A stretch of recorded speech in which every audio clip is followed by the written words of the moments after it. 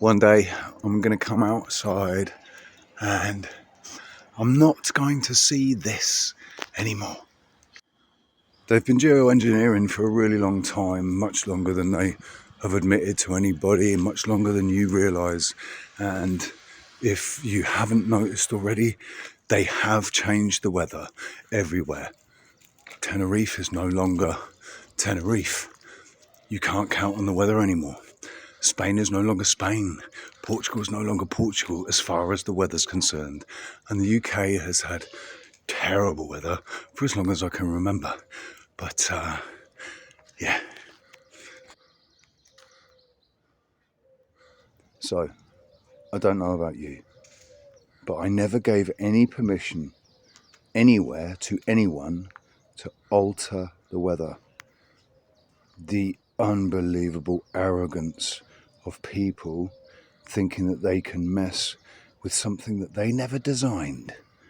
They have no idea how it works, yet they think that they can manipulate it without huge, serious problems for the rest of us. So maybe it's time we did something about it. When I arrived here in Tenerife in April 2015, there were no chemtrails being sprayed ever here for 2 years. No chemtrails, and I noticed it because I'd come from Portugal where the skies were completely laden with chemicals from the chemtrails that they were spraying. I moved here in 2015 and there were no chemtrails and no clouds like this. Didn't happen.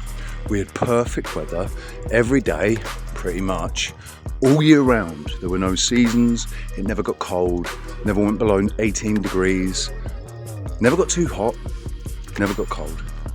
And now, in 2017, they started spraying, and I made a note of it. In 2017, they started spraying heavily. And since 2017, since about 6 months after they started spraying, the weather here changed. And it's been changed ever since. It's no longer reliable.